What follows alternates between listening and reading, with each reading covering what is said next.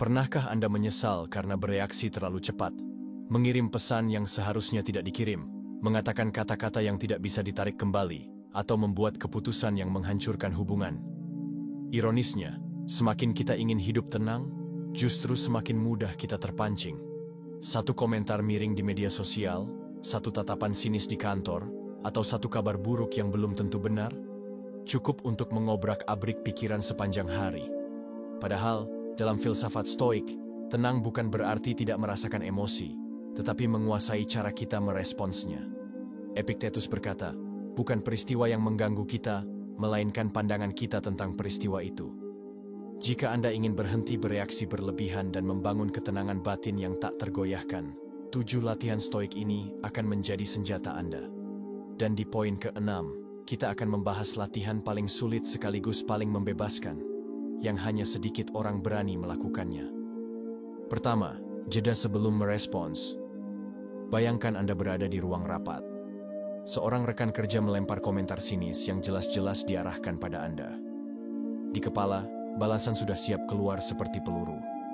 Tapi, tepat di detik itu, Anda memilih untuk diam. Menarik napas, melepaskannya perlahan, mengamati. Bukan karena Anda takut. Bukan pula karena Anda tidak punya jawaban, tapi karena Anda tahu, 1 detik jeda bisa menjadi perbedaan antara keputusan yang Anda syukuri dan keputusan yang Anda sesali. Marcus Aurelius menulis, Anda selalu memiliki kekuatan untuk tidak berpendapat. Jeda adalah senjata. Ini memberi ruang bagi pikiran rasional untuk menyalip emosi yang sedang membara. Dalam psikologi modern, ini disebut response inhibition. Kemampuan menahan reaksi impulsif, agar otak punya waktu untuk memilih respons yang lebih bijak. Cara melatihnya sederhana tapi menuntut disiplin. Setiap kali emosi naik, ambil 3 tarikan napas dalam sebelum bicara atau mengetik. Jika perlu, alihkan pandangan, tatap sesuatu di ruangan, atau bahkan minum seteguk air. Anda bukan sedang menunda masalah, Anda sedang mengendalikan diri agar tidak dikuasai masalah. Latihan ini mungkin terasa canggung di awal. Ego akan berbisik, cepat balas biar mereka tahu. Tapi di balik jeda, ada kekuatan yang membuat orang lain tidak bisa memanipulasi emosi Anda. Dan di saat itulah, Anda mulai benar-benar bebas. Kedua, melihat peristiwa sebagai ujian karakter. Setiap kali sesuatu memicu emosi Anda, kemacetan yang membuat janji penting terancam, rekan kerja yang menjatuhkan Anda di depan atasan, atau bahkan pasangan yang mengucapkan kata-kata pedas, anggaplah itu bukan sebagai serangan, melainkan ujian. Epictetus pernah berkata, jangan berharap kejadian berjalan seperti yang kamu mau. Harapkanlah ia berjalan sebagaimana mestinya, dan kamu akan damai. Dalam kerangka Stoik, setiap gangguan adalah kesempatan untuk mengasah virtue, kebajikan seperti kesabaran, keberanian, atau pengendalian diri. Psikologi Jungian menyebutnya sebagai momen berhadapan dengan shadow self, bagian dari diri kita yang ingin membalas, ingin membuktikan, ingin melukai balik. Ketika kita sadar ini hanyalah ujian karakter, kita menggeser fokus dari bagaimana cara membalas menjadi bagaimana saya bisa menjadi versi terbaik dari diri saya di momen ini. Latih diri dengan 1 pertanyaan sederhana setiap kali terpicu. Jika saya adalah seorang stoik sejati, apa yang akan saya lakukan sekarang? Pertanyaan ini bekerja seperti jangkar yang menahan kapal di tengah badai. Ia mencegah Anda hanyut dalam arus emosi, dan mengingatkan bahwa kemenangan sejati bukan ketika Anda menghajar balik lawan, tapi ketika Anda menang melawan diri sendiri. Ujian ini datang setiap hari, seringkali dalam bentuk kecil yang membosankan. Tapi justru di situ karakter dibangun. Bukan di atas panggung besar, melainkan di momen-momen diam yang tidak disaksikan siapapun. Ketiga, mengubah cerita di kepala. Bayangkan seseorang lewat di depan Anda tanpa menyapa. Pikiran pertama, dia pasti marah sama saya. Dalam beberapa menit, skenario itu berkembang di kepala. Anda memutar ulang percakapan terakhir, mencari-cari kesalahan, bahkan merasa tersinggung. Padahal, kenyataannya, mungkin dia hanya terburu-buru ke toilet. Epictetus pernah mengingatkan, manusia terganggu bukan oleh peristiwa, tetapi oleh pandangan mereka tentang peristiwa itu. Cerita yang kita ciptakan di kepala seringkali lebih menyakitkan daripada kenyataan. Inilah yang dalam psikologi modern disebut cognitive reframing. Kemampuan mengganti sudut pandang agar emosi tidak menguasai logika. Latihan ini tidak berarti membohongi diri, tetapi memberi ruang untuk kemungkinan lain. Misalnya, alih-alih berpikir, dia tidak menghargai saya, ubah narasi menjadi, mungkin dia sedang sibuk memikirkan masalahnya sendiri. Satu perubahan kecil dalam cerita bisa memadamkan api emosi sebelum membakar lebih besar. Yang praktiknya, setiap kali emosi muncul, berhenti dan tanyakan pada diri sendiri. Apa versi cerita lain yang juga mungkin benar? Tulis setidaknya 2 versi alternatif. Anda akan terkejut betapa seringnya versi yang membuat marah hanyalah satu dari sekian banyak kemungkinan. Dengan mengubah cerita di kepala, Anda bukan hanya mengendalikan reaksi, tapi juga memulihkan ketenangan yang tadinya direbut oleh asumsi. Dan ini adalah langkah besar menuju kebebasan batin. Keempat, latihan menghadapi hal terburuk. Bayangkan Anda bangun pagi, lalu sebelum menyentuh ponsel, Anda duduk sejenak dan berkata pada diri sendiri, "Hari ini, mungkin ada orang yang akan mengecewakan saya. Mungkin rencana saya gagal total. Mungkin saya kehilangan sesuatu yang saya sayangi." Bagi sebagian orang, ini terdengar pesimis. Tapi bagi seorang stoik, ini adalah perisai mental. Seneca menulis, seseorang yang mengantisipasi kesulitan sejak awal akan mengurangi kekuatan pukulannya. Premeditatio malorum, meditasi tentang hal-hal buruk.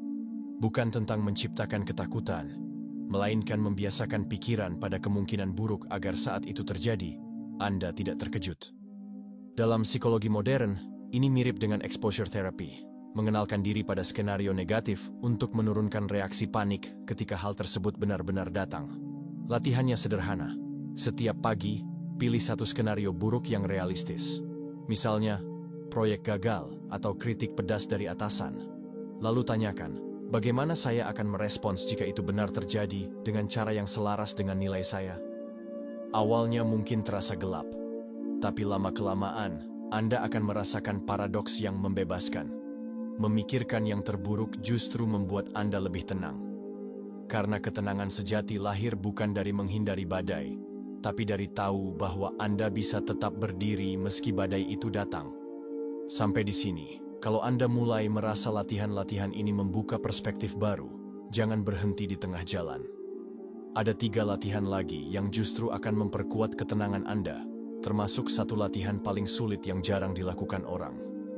Jadi, pastikan Anda subscribe dan nyalakan notifikasi, supaya Anda tidak melewatkan langkah-langkah penting berikutnya untuk benar-benar berhenti bereaksi berlebihan. Kelima, membatasi paparan pemicu emosi negatif. Seorang stoik tidak membuktikan kekuatannya dengan terus-menerus masuk ke medan racun. Sama seperti tubuh butuh istirahat untuk pulih, pikiran pun butuh lingkungan yang sehat agar bisa tetap jernih. Di era digital, kita seperti hidup di pasar ramai yang tak pernah tidur. Setiap notifikasi, komentar pedas, atau berita sensasional bisa memicu reaksi emosional. Prinsip stimulus kontrol dalam psikologi modern mengajarkan bahwa mengatur lingkungan seringkali lebih efektif daripada sekadar mengandalkan kekuatan willpower. Praktiknya jelas, kurangi paparan berita atau media sosial yang hanya memicu kemarahan tanpa memberi solusi. Batasi interaksi dengan orang yang selalu membawa drama tanpa arah. Ciptakan ritual digital detox, misalnya, tidak membuka ponsel 1 jam setelah bangun tidur. Ini bukan berarti lari dari kenyataan. Justru, ini adalah bentuk strategi, menghemat energi mental untuk hal-hal yang benar-benar penting. Anda akan terkejut betapa banyak konflik internal hilang begitu sumber pemicunya diatur. Karena kadang, ketenangan bukan tentang menjadi lebih kuat menghadapi racun, tapi lebih bijak memilih tidak meminumnya. Keenam, melepaskan kebutuhan untuk selalu benar, latihan tersulit. Inilah latihan yang saya janjikan di awal. Yang terdengar sederhana, tapi begitu sulit dijalani, berhenti memaksa diri untuk selalu benar. Marcus Aurelius pernah menulis, ketenangan datang ketika kamu berhenti berusaha membuktikan sesuatu kepada orang lain. Masalahnya, ego kita benci kalah. Setiap kali pendapat kita ditentang, muncul dorongan untuk membalas. Bahkan jika itu menguras tenaga, merusak hubungan, atau mengacaukan ketenangan hati. Dalam psikologi Jungian, ini menyentuh proses individuation, penerimaan bahwa diri kita tidak perlu menang di setiap perdebatan untuk tetap utuh. Ketika Anda berhenti mengejar validasi bahwa saya yang paling benar, Anda membebaskan diri dari permainan ego yang tak ada ujungnya. Cobalah ini. Saat ada perbedaan pendapat, latih diri untuk mengatakan, mungkin kamu benar, tanpa sindiran. Rasakan beratnya di tenggorokan, rasakan juga ringannya di hati setelahnya. Anda akan menyadari, banyak perdebatan hanya memperbesar masalah yang awalnya kecil. Melepaskan kebutuhan untuk selalu benar bukan berarti menyerah pada kebodohan orang lain. Ini berarti memilih pertempuran yang layak diperjuangkan dan membiarkan sisanya berlalu. Kadang, kemenangan terbesar adalah berjalan pergi dengan hati yang tetap tenang. Ketujuh, menghidupi nilai, bukan emosi sementara. Bayangkan ada dua kompas dalam hidup Anda. Yang satu adalah emosi saat ini, yang lain adalah nilai yang Anda yakini. Kompas emosi berputar liar, hari ini marah, besok takut, lusa euforia. Kompas nilai tetap diam, menunjuk arah yang sama meski badai datang. Bagi para filsuf stoik, hidup dipandu oleh virtue, kebijaksanaan, keberanian, keadilan, dan pengendalian diri. Nilai-nilai ini adalah jangkar yang mencegah kita terombang-ambing oleh gelombang perasaan sesaat. Dalam psikologi modern, pendekatan ini dikenal sebagai values-based living. Bertindak sesuai prinsip yang kita pilih secara sadar, bukan reaksi instan yang muncul dari suasana hati. Latihannya praktis tapi menuntut kejujuran. Tulis 3 nilai yang paling penting bagi Anda, misalnya integritas, rasa hormat, dan kontribusi. Lalu, sebelum merespons sesuatu yang memicu emosi, tanyakan, apakah reaksi ini selaras dengan nilai saya, atau hanya keinginan sesaat untuk melampiaskan? Hidup sesuai nilai membuat kita konsisten, bahkan ketika dunia di luar kacau. Anda tidak lagi bergantung pada apakah hari ini berjalan baik atau buruk, karena arah Anda jelas. Dan ketika arah jelas, ketenangan bukan lagi sesuatu yang Anda kejar, tapi sesuatu yang Anda jalani setiap hari. Ketenangan bukanlah hadiah yang diberikan dunia ketika semuanya berjalan sesuai keinginan Anda. Ketenangan adalah keterampilan, dibangun dari jeda sebelum merespons, melihat peristiwa sebagai ujian, mengubah cerita di kepala, berani menghadapi yang terburuk, membatasi paparan racun, melepaskan kebutuhan untuk selalu benar, dan hidup sesuai nilai. Jika Anda mempraktikkan ini secara konsisten, Anda akan menemukan paradoksnya. Dunia luar mungkin tetap sama berisiknya, tapi dunia di dalam diri Anda menjadi sunyi dan kokoh.